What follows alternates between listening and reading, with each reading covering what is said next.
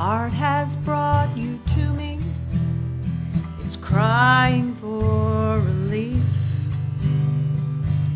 You're carrying a burden of pain beyond belief. But God and I, we look at you and see you as you are, whole and perfect, strong and brave, a bright and shining star. And it's an ordinary miracle. It happens every day. She heals us when we ask her. He answers when we pray. It comes from all around us. It comes from up above. What else were you expecting from a God who's made of love? What else were you expecting from a God who's made of love?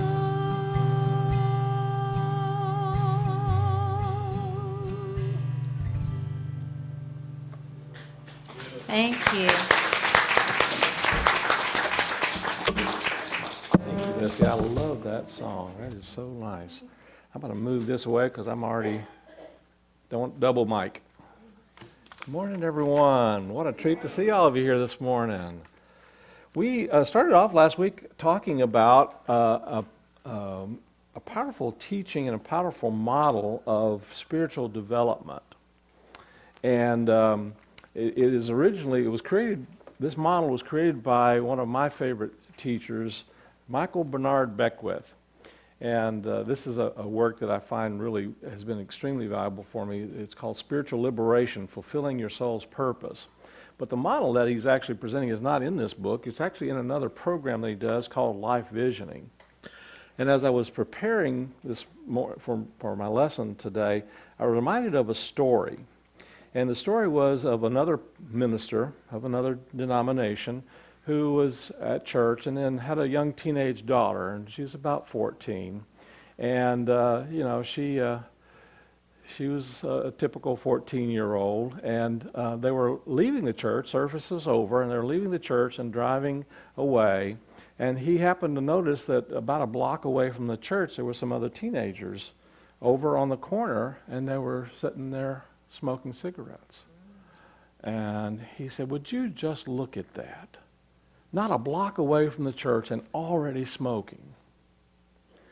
And the little 14-year-old daughter said, "Yeah, and would you just look at that? Not a block away from the church and already judging."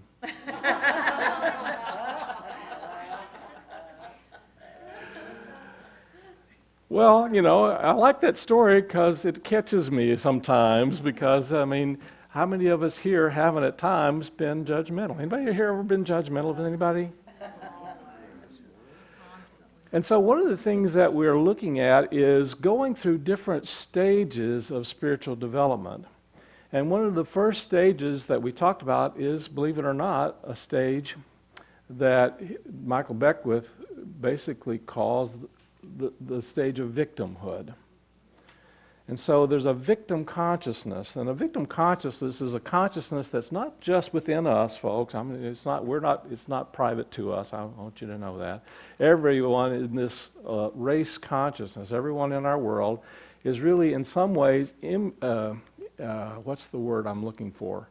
Has been programmed in a real sense, in some way, to believe that they are at the effect of circumstances. That somehow things going on out here in the world are what determine our good, or what determine our well-being. Actually, we have been programmed to believe that what goes on out here in the world determines who we are. And it's a false belief. It's not the reality, it's not the truth. And so part of our spiritual development is moving from a place where we have identified ourselves with circumstances and situations, and even for that matter, even these physical bodies. In some ways, these physical bodies are an expression, and they're an expression of either who we are or they're an expression of who we're not. And we sometimes align ourselves a lot with who we're not. Because the world is basically trying to show us and teach us that you have to be a certain way in order for you to be happy, have love, to have money, to have fame, to have whatever it is that your heart desires. You have to be a certain way in order for you, and this is the world teaches you a certain way to be in order to experience all that. And so part of our unfolding spiritually is to begin to wake up and recognize and move into a second stage. And the second stage is the manifesting consciousness. And so manifesting consciousness is where we begin to wake up to an understanding that we are creative beings, that we are participating in what is showing up in our life and world, that we have the power to with our thoughts, our feelings, our attitudes and beliefs, to begin to affect the quality of life experiences. Now, it doesn't necessarily mean that we always get exactly what we think, feel, believe, but we have a way of actually shaping the quality and characteristics of the kinds of experiences that show up in our life and our world. And we began to move into that stage. We began to become more conscious and aware and accept more responsibility for what we're holding in our thoughts, our feelings, and attitudes and beliefs. And we began to work with that. And we began to do those things that help us to shift and change so that we're really coming from a place of holding a greater, we talk about in terms of vibration. And this is the level that we begin to really recognize that there is a principle and a law at work in the universe, and that we are participating in it. Interestingly enough, we're participating in it whether we are conscious and aware of it or not. We are in the process of either creating, promoting, or allowing all of the circumstances that are coming into our life and world. And the primary way that we're participating in it has to do with what we are holding in our thoughts, our feelings, our attitudes, and our belief systems. And so if we begin to shift those thoughts, feelings, attitudes, and belief systems, we begin to notice that there's actually a shift in our outer experiences in life. And so we begin to recognize that life doesn't, so the first phase really is the victim phase, is really a belief system, an idea that life happens to us.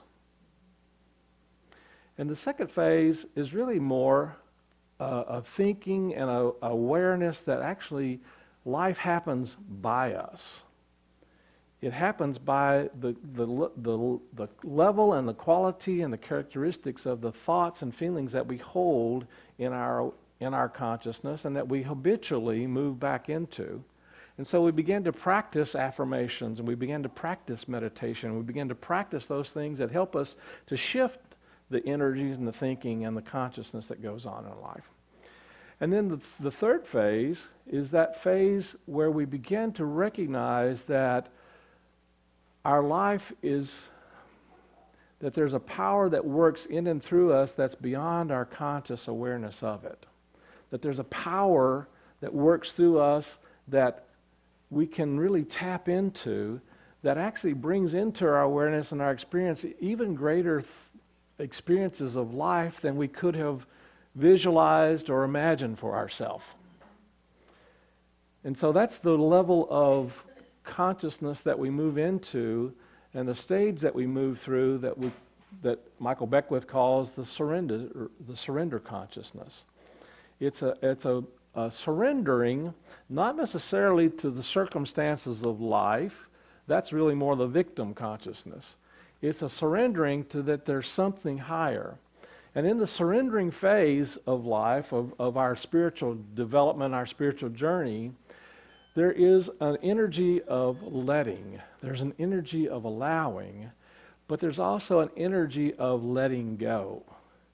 And so we let go a lot of the things that we've been holding on to. We let go of things of the past. We let go of wounds. We let go of hurts. It's a powerful stage that we go through where we begin to recognize that a big part of our unfoldment is letting go of who we thought we were so that we can truly experience and express more of our unique, authentic nature.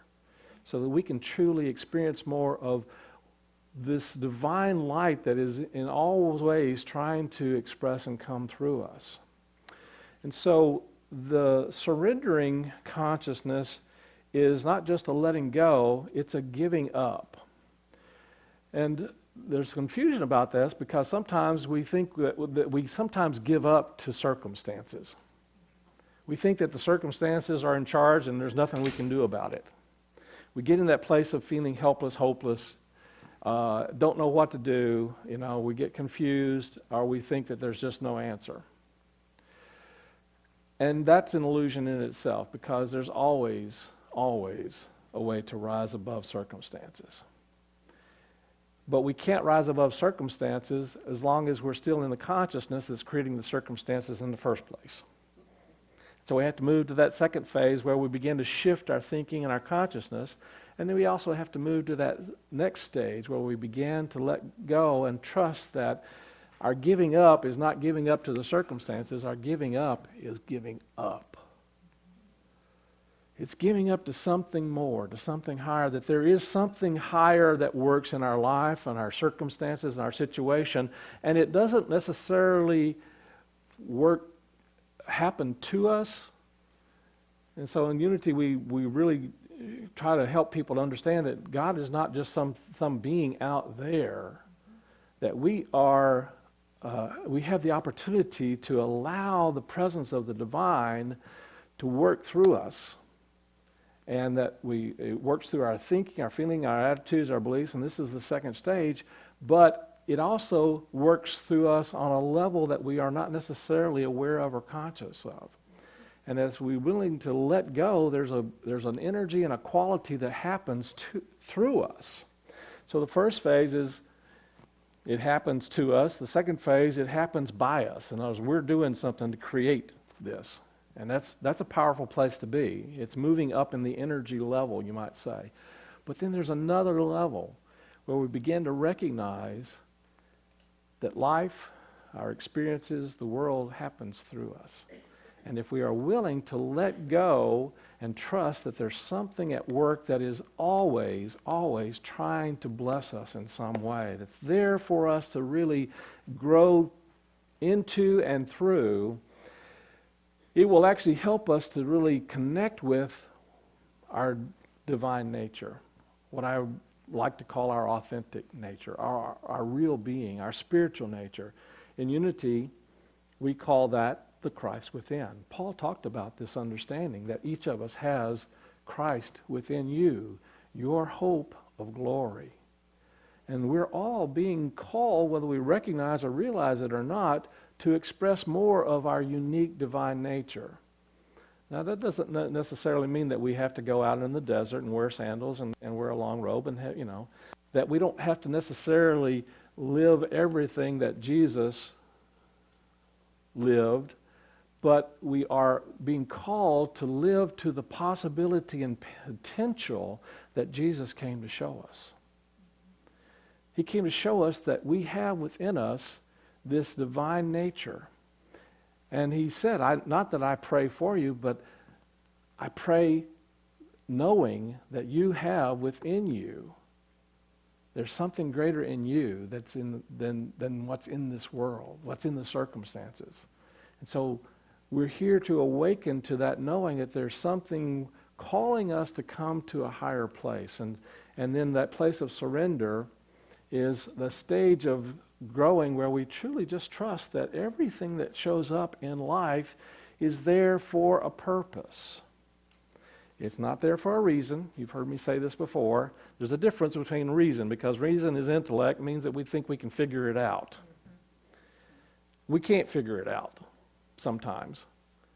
But it doesn't mean that it's not there for a greater good, a greater experience of good. So everything that shows up in our life is there for a purpose. And One of the things that we have a tendency to do is to say, begin to ask, well, why me?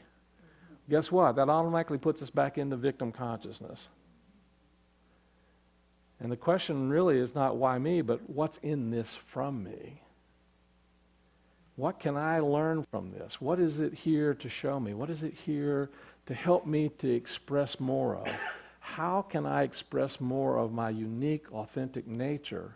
Because the reality is, one of the things that I saw an interview with Michael Beckwith recently, and the interviewer was talking to him and says, he said that, but what about all the people who are really not ready to make that jump into their true, authentic spiritual self, and rather than being able to do that, they're really at the place where they're just having to deal with all of the what in life. I won't say what he said. It was we're in polite company here. What if you're dealing with all of this stuff? That's a polite way of saying what he said. And one of the things that Michael said was, well, here's the thing. If you're still trying to deal with the stuff on the level of the stuff, you're just creating more stuff. You can translate it whatever way you feel like you need to translate that. And so the idea is not to try and wrestle with all of the stuff on the same level as the stuff, because you're not going to be able to fix it or figure it out. You have to get to a place where you recognize that it's not there to be fixed. It's there to be grown from and grown through. And if you're willing to allow this experience or this event, this person, to help you to tap into more of your own unique, authentic nature, it will move you into a higher level of awareness and a higher level of energy.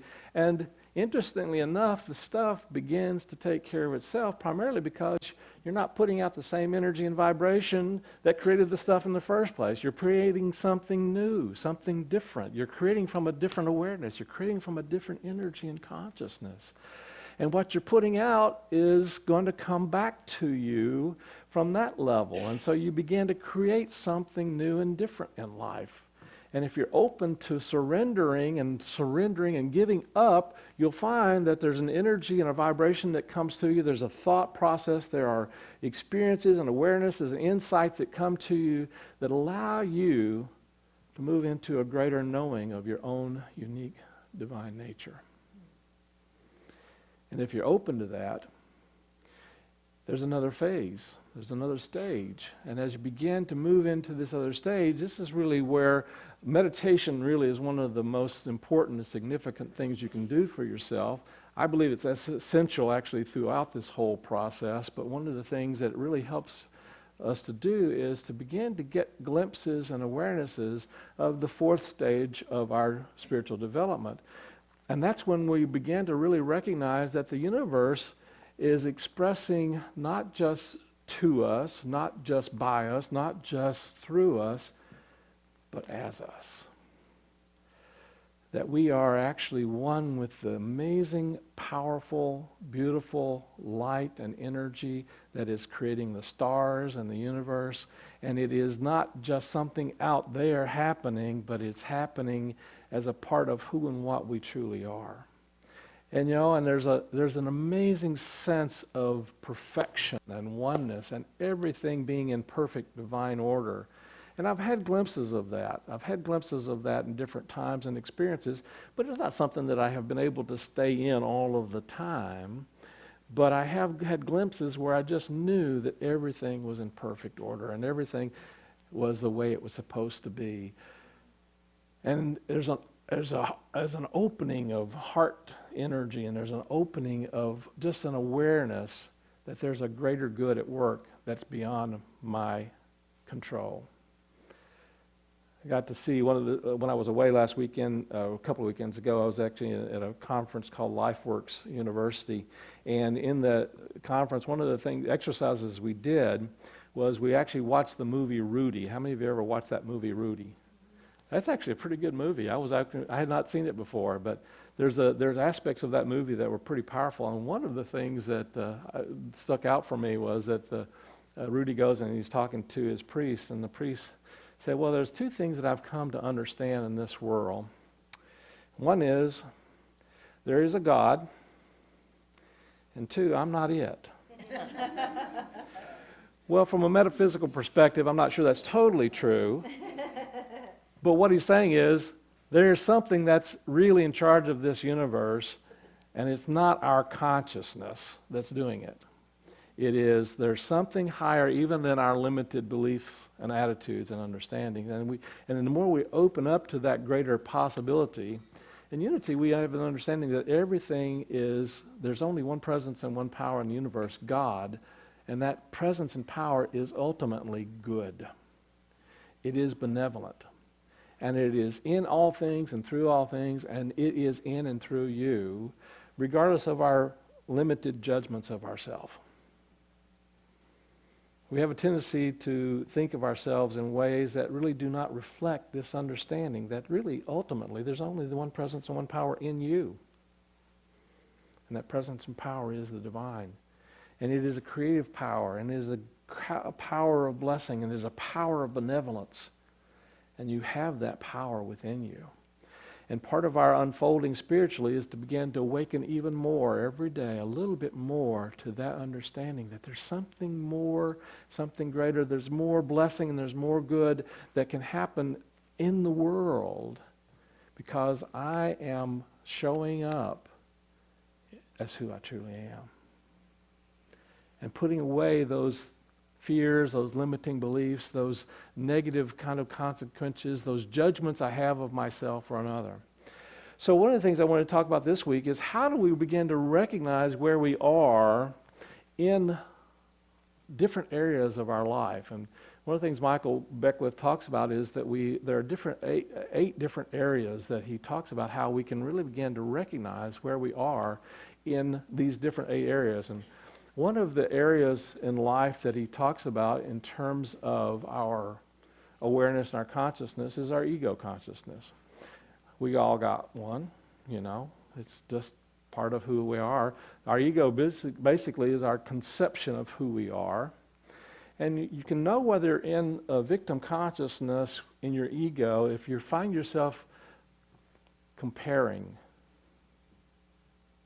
If you find yourself comparing yourself to others, if you find yourself comparing either they're up here and you're down here, or you're up here and they're down here, and judgment is another part of that. So one of the ways to recognize if you're in that place of your ego and you're coming from a place of up and down, whatever, you're really coming from a place of victim consciousness.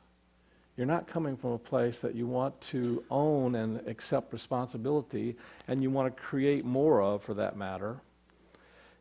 And so, Jesus put it out very succinctly and very clearly, judge not and you will not be judged. That's actually quite an exercise for us in this world, it seems. It is pretty good homework, wouldn't you say? Mm-hmm. Not just for this week, but probably for the rest of our lives, is that everything and everyone that you come in contact with has a power and a beauty and a significance that is beyond our limited beliefs about it. And so it's not about them being higher or lower or you being higher or lower. And for that matter, we have a tendency to do that with ourselves. We compare ourselves with others. We compare ourselves with maybe what we were yesterday or how we were, or how we compare ourselves to where we think we're supposed to be. We're still coming from that victim consciousness. We're still feeling like there's something that's in control of our wholeness and our well-being. And so part of our work is begin to recognize that we begin to shift our thinking about ourselves and begin to see everything in its own right, in its own way, its own purpose, and that there's a magnificence and beauty not only in the people in our lives and world, but also in ourselves. Begin to see and accept who and what we are and accept ourselves where we are even in our ego consciousness. One of my teachers recently has been Matt Kahn, who basically says, he teaches this practice of whatever arises, love that. Well, that's true of whatever arises inside of us. And we find ourselves being judgmental of ourselves about something. We don't get out of it by judging that part of us that's judging. Does that make sense? I mean, I hate all those judgmental people, don't you? The worst. They're the terrible. Oh, they're awful. Those judgmental people. We all have an aspect of that, but we will not move out of that energy and vibration by judging that. Perfect love casts out fear. There's only one way out of those lower energies, and that is to begin to accept and love even those parts of ourselves that we have difficulty accepting. And we love that part of ourselves that has difficulty accepting it. And so self-love is not self-aggrandizement. It's not putting ourselves up higher or lower. It's simply being in that energy of knowing that this is a part of our unfolding. And so we move into thoughts and feelings and attitudes and beliefs that show and say and teach us that we are more than these judgments and that we deserve more love, not less. So one of the things he talks about in terms of the different 8 areas is that, in community. And so one of the ways that we can discover whether we are in what phase of consciousness we're in terms of community, again, has to do with, are we at cause or are we at effect of what's going on with our friends, our family, our work, our co-workers? Are they determining and deciding how we are going to show up in life? Are we letting the community determine how we are going to experience and express ourselves? The next one is our close relations. These are our love relationships, our intimate relationships. Are we letting that determine who we are and what we're about? If we're giving power to that and saying, well, that determines my well-being, if I'm in a partnership or I'm not in a partnership, that determines my sense of value and worth. We're still in that victim consciousness. And we began to recognize that there's something higher that's calling us to be in relationships in ways that perhaps we have not been in the past and that we can actually grow in. And so another area of life that we sometimes find ourselves going through these different phases, and one of the things it's important to recognize is we don't necessarily go through all these different stages at the same level, at the same time, in all these different areas of life. Sometimes we're actually in one area of life, we're still in victim thinking. We're still in that role. But in others, we may find ourselves actually really just getting a sense of absolute wonder and perfection of how life is and how that's going in our life. You know what I'm talking about, don't you? Because there are pieces and places in your life where things are going pretty good, And it's because you've been able to either create a consciousness that helps you to bring back greater experiences, or you've been able to surrender that part of your life to something greater and higher, and you trusting that and knowing that there's something at work in your life. And then think about it in terms of our finances. Are you at the mercy of your checkbook? Do you look at your checkbook and determine how well off you are financially just simply on your checkbook? Because the truth of the matter is, it's simply a reflection of what's going on in your own sense of value and worth. And if you shift the energy and change the energy of value and worth inside of you, it begins to show up in different ways in your money and in your finances. Some of you have worked with me on this, and I still am, it's an unfolding process, but I like to work with people around money because we have so many issues tied up around money in life. Do you realize that? I don't know if you guys notice that or not. We have issues of self-worth. We have issues of value. We have issue of power and control. We have issues of connection and separation.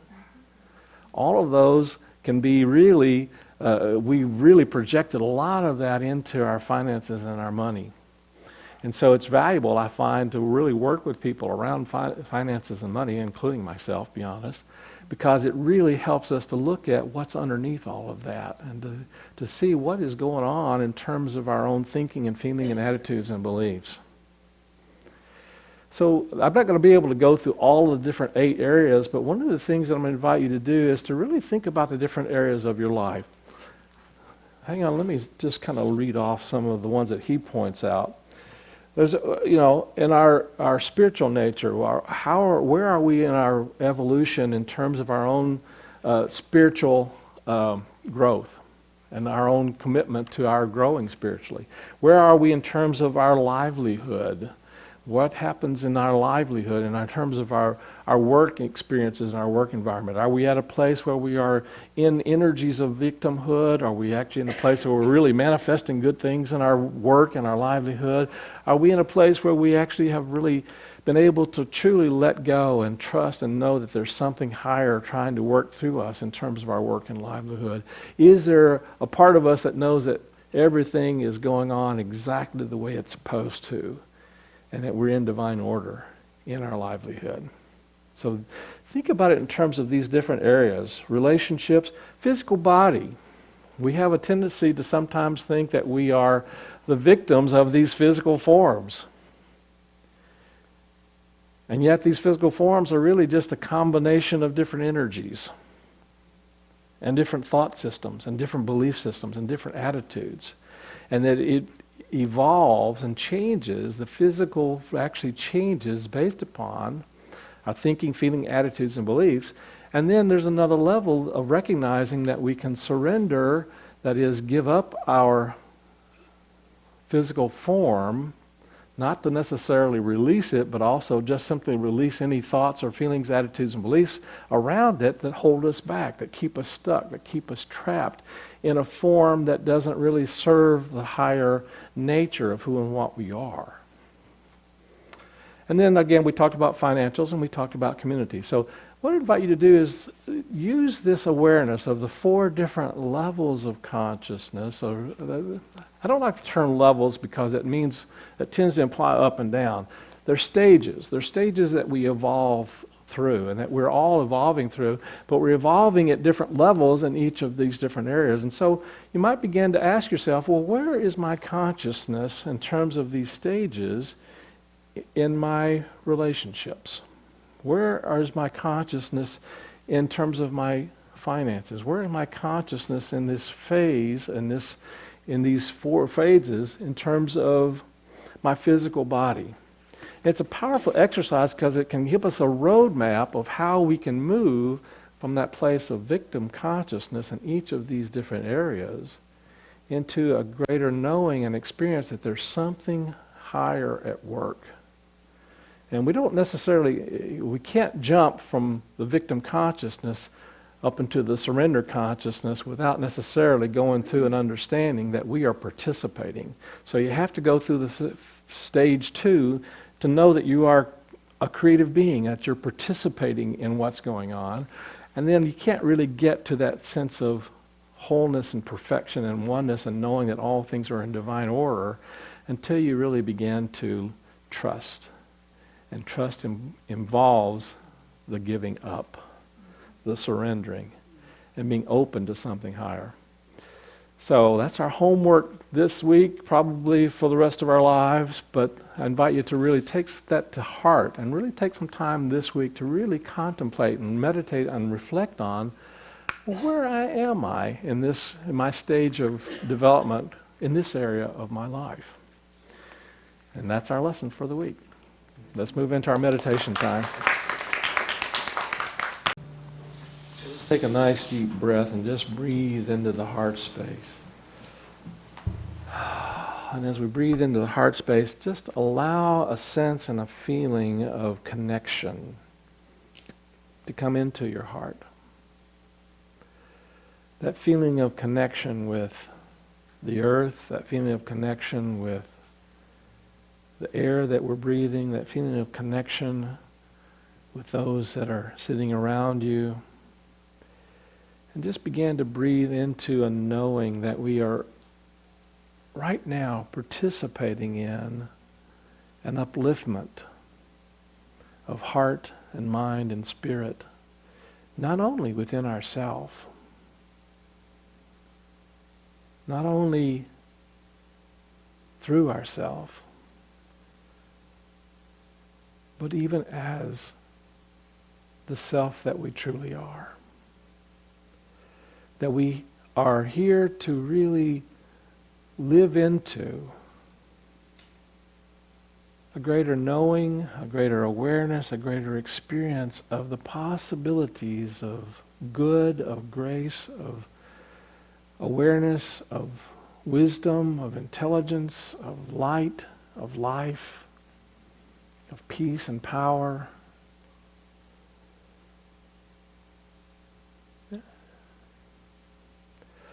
And as we breathe into that openness and that willingness, we align ourselves with thoughts and feelings, attitudes and beliefs that really reflect the greater possibility of our unique divine nature. We may not completely know exactly what all that is or what it looks like at this point. But as we allow ourselves to move into that third stage of allowing, of truly letting go of what limits us, of really being open to a greater experience and expression of our I am nature.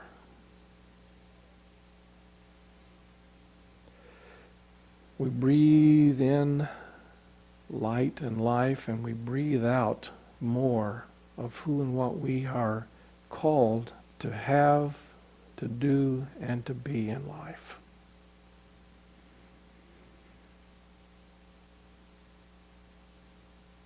And so we take the time right now in the quiet and the silence to really allow that consciousness of spirit to lift us into a knowing that all things are working for our good.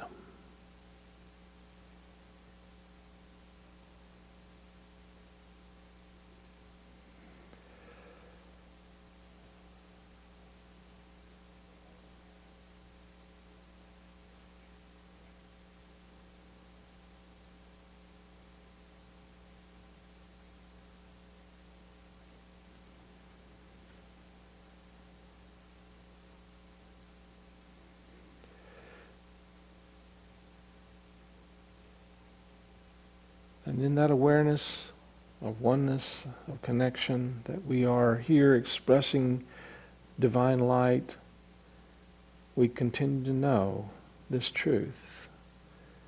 I am so blessed. I am so blessed. And I'm here to not only be blessed, but to be a blessing.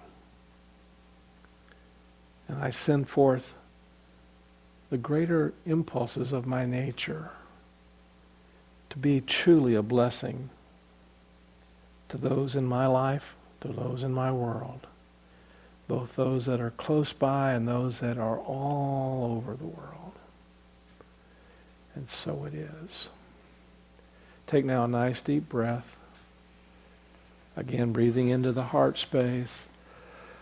Letting that heart energy resonate and vibrate with a greater knowing of the possibilities of divine light in and through and as you. And so it is. Amen.